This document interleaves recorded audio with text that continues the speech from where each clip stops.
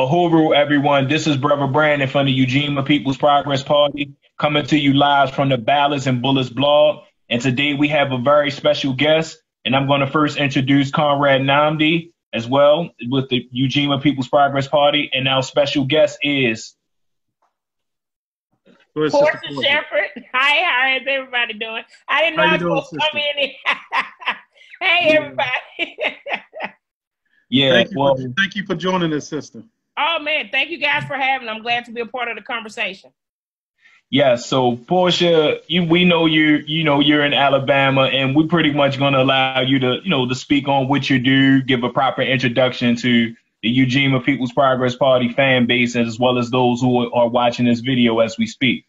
Well, one, I respect the work that you guys are doing by organizing your community. A lot of people don't understand the power of being involved in the political process and what that do for a lot of our problems. And by straying away from it, that's why a lot of our problems exist in our community. So I applaud you guys for that.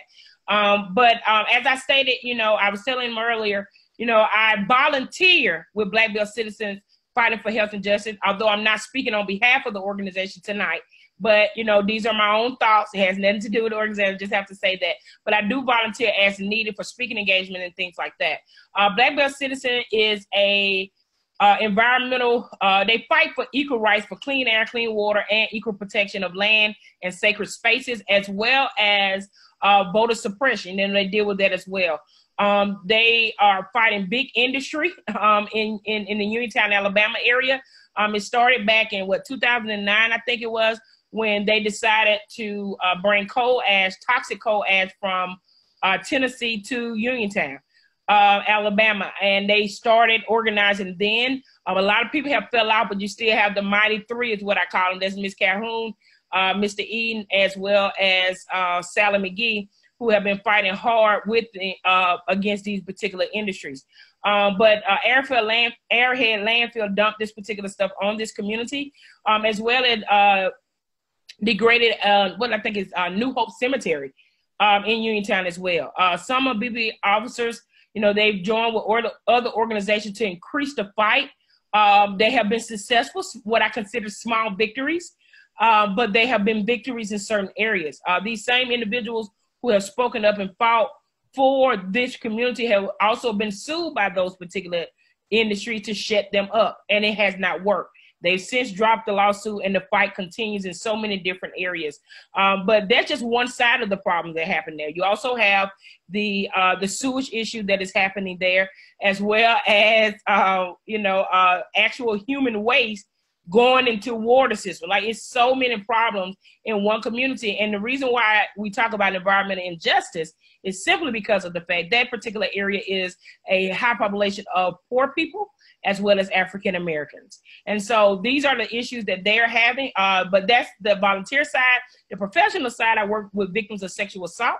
Right now I moved to North Alabama because that's where my career has taken me at this time. But I go home every weekend. Like, I'm headed home now after tonight, but I still continue to fight in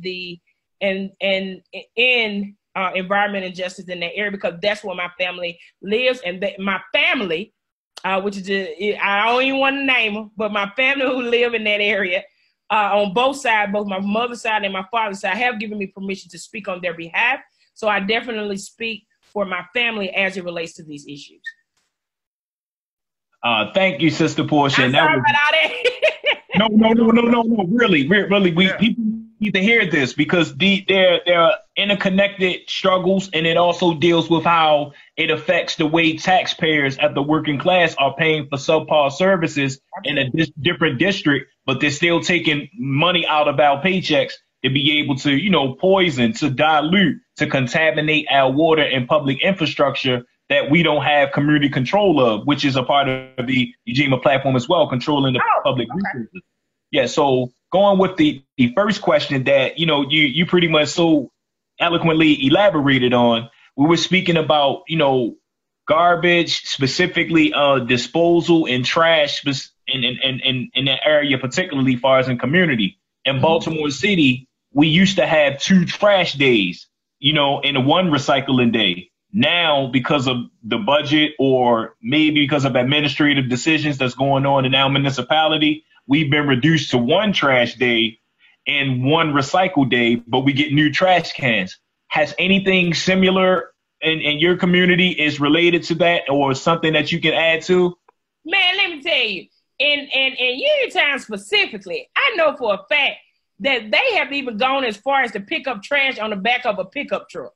I got video and pictures. If anybody tell me that I'm a lie, we got videos and pictures of that actually happening. ADEM, which is the Alabama Department of Environmental Management, has been contacted. They claim they come out. I don't have a lot of faith in them, especially that our region director just got charged with some things, but that's another story for another day. But absolutely. And you made a great point, administrative wise. And I think the brother that's on the line with us, you know, he said he was running for office in citywide. You know, that's important too. My mother lives in Demopolis, which is about 15 minutes away from Uniontown. And they have 2 trash days a week. The trash come on Monday and Fridays. Okay.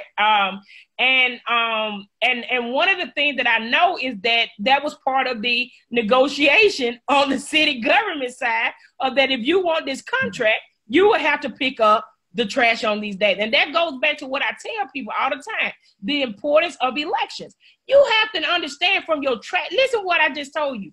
Your trash pickup is decided by people at City Hall. So if that's happening, it's somewhere that the negotiation went wrong and communication went wrong on behalf of the people. So absolutely, you know, it definitely has happened in that area. Dumping trash in certain areas, they have so many tons that they can dump in Arrowhead gives the city, you know, even though they're poisoning the community, but they give the city so many tons of trash, you know, to dump a day. And so what happens when they go over the limit, because the city also has a contract with the county to pick up the county trash. And so when they go over the limit, they put this trash right behind a housing project. They dig a hole and put the trash in. We have pictures of that as well, where they keep the trash in. I don't know. And, you know, I've had people, you know, to complain to me about it. I've smelled it when I go visit one of my church members who lived over there. So we know that it is happening, you know, and then they come back and pick it up and then take it on the day that they don't have so much trash to dump. So these are things that are happening in leadership of African Americans who have the skin color of you and I, who are making these particular decisions that are unhealthy for the people who reside in the area. Absolutely. Yeah. You want to add in, Brother Namdi? Yeah, I just want to add that a part of the way city governments have been moving is this, people will say a neoliberal way, this way where privatizing as much of city services as possible. The effect is that when they cut money from services like this, right, or they tout it as savings programs, the people who are impacted are poor people, right, Black people, brown people, because we don't have the same independent resources to make these things possible for ourselves. Now, I would grant you this, that organizing ourselves would increase our meager resources so that we could be more capable. But in lieu of that, the people who, quote unquote, we elect in Baltimore, we have a city council that is what, 80% Black, 75% Black, and all Democrats. And so they cut these programs and then try to explain that these are really cost-saving programs, that people need to be more efficient. And the truth is that people's resources are being used increasingly for things like police and jails, you know what I mean, services that aren't given to our community. Roland Park is able to have, which is an exclusive, wealthy, mostly white neighborhood, are able to have the kind of services that they need to keep their areas clean. You know what I'm saying? So you're right about the organizing question. You're right about the question of forcing people who say they serve us to actually serve us, but also understanding that when those people make these decisions, the people who are impacted the most are people with the least resources and the least power. Those are the people who are going to be impacted by those decisions. Yeah, because I'm up here in North Alabama in the same situation in Morgan and Lawrence County when they're dealing with industry and water and Those are predominantly poor areas with a medium income similar to what's happening in Perry County. And so when you look at that, and absolutely, and that's a high population of white people, but the comparison is they are both poor individuals. And going back to what you say, you know, I spoke about this so many times, so many places I've spoken on this particular issue. When you talk about Dr. King and that Poor People campaign, he understood organizing the people who are genuinely affected by government decision would be more powerful than doing it by your race. And I think that that's important that you pointed that out, is that organization is very important in the fight for justice for any community, and especially in poor community. Let me give you one more example before you go forward, Brandon. I'm up here again, and I went to a city called Grant, Alabama, okay? And I had to go for my job, but I went, you know, I had to go for my job. And so I was like, dang, they have a lot of people come, they city council me, but that wasn't the case. They were angry. These were people that were angry. But what I noticed, and that's what goes back to that class issue, this particular organization that was there to speak to the council were working class whites, you know, not middle class, working class, poor working class whites who had a football league. Listen to me. And so the city was discriminating against them simply because they did not have control over the money of that organization, this is going back to organizing, and that the people that were in charge was not a part of the upper echelon community of the soccer and the softball team. And the anger came because, you know, when things get heated, the truth gets out. When the mayor comes back and he says to the individuals, he was like, well, how much money in that? That was irrelevant to how the conversation was going.